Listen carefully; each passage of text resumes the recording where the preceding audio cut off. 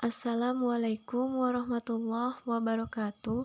Saya Fauzia Rahmawati, mahasiswa Universitas Islam Negeri Sumatera Utara, jurusan Pendidikan Biologi semester 4. Pada kesempatan ini, saya akan membawakan materi dari mata kuliah Fisiologi Hewan dengan judul Osmoregulasi pada hewan invertebrata dan vertebrata. Osmoregulasi adalah kemampuan hewan untuk meregulasi konsentrasi air dan substansi terlarut lainnya. Osmoregulasi berfungsi untuk menjaga kadar air dan substansi terlarut lainnya di berbagai cairan tubuh. Salah satu contoh osmoregulasi yaitu seseorang yang sedang minum air. Macam-macam proses pengeluaran panas tubuh ada 4. Yang pertama, konduksi, yaitu perubahan panas pada tubuh hewan karena adanya kontak dengan suatu benda. Yang kedua, konveksi, yaitu transfer panas terjadi akibat adanya gerakan udara atau cairan melalui permukaan tubuh. Yang ketiga, yaitu radiasi. Ini terjadi dengan adanya pentransferan panas antara objek dengan tidak kontak secara langsung. Yang keempat, evaporasi, yaitu proses kehilangan panas dari permukaan cairan yang ditransformasikan dalam bentuk gas. Pada prinsip-prinsip dasar dalam osmoregulasi terdapat beberapa istilah, yaitu yang pertama hipoosmotik, di mana cara hewan mempertahankan agar tekanan osmotik cairan tubuhnya relatif konstan dalam keadaan lebih rendah dari mediumnya. Yang kedua, hiperosmotik, yaitu hewan mempertahankan agar tekanan osmotik cairan tubuhnya relatif konstan dengan keadaan lebih tinggi dari mediumnya.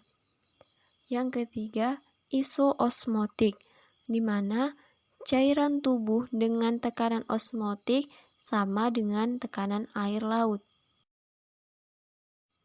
Bagaimana proses osmoregulasi pada hewan tergantung dari lingkungan hidup hewan tersebut.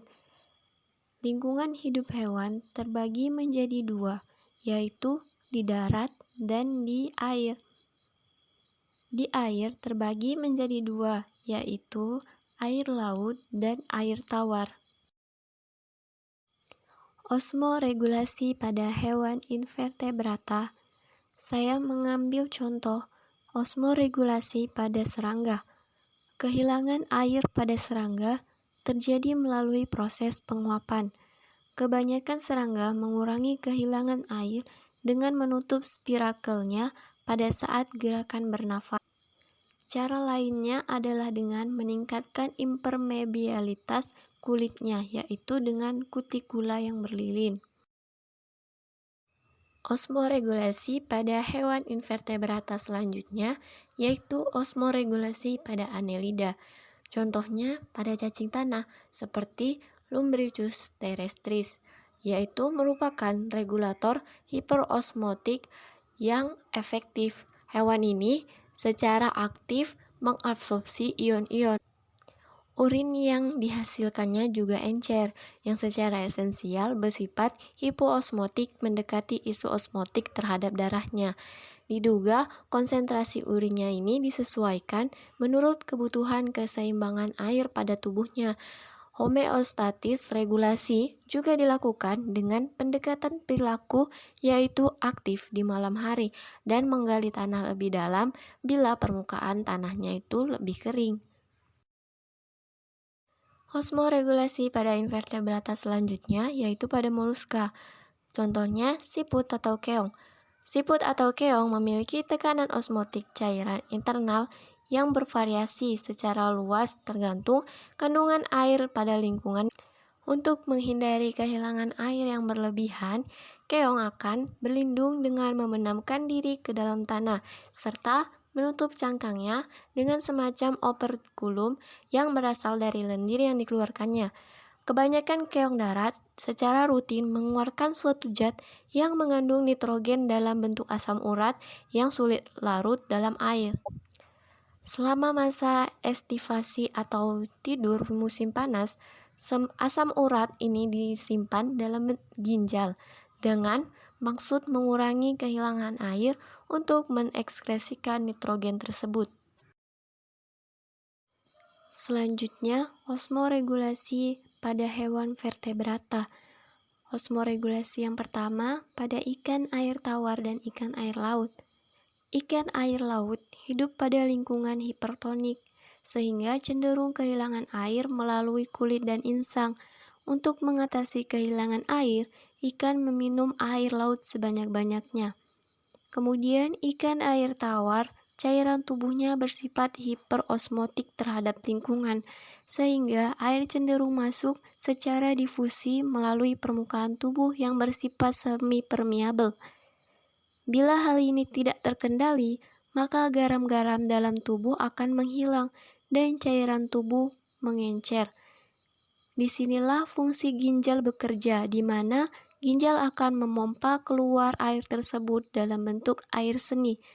Di dalam ginjal terdapat glomerulus pada ginjal yang berfungsi menahan garam-garam dalam tubuh agar tidak keluar dan memompa air seni sebanyak-banyaknya.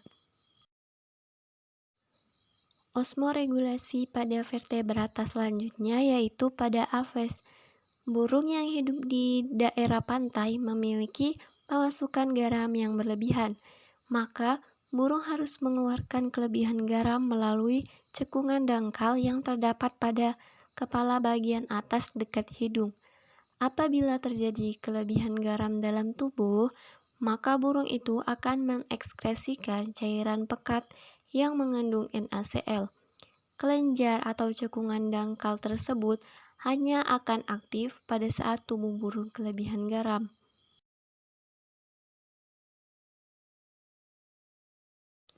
Nah, cukup sekian penjelasan dari saya. Jika ada kesalahan, saya mohon maaf. Assalamualaikum warahmatullahi wabarakatuh.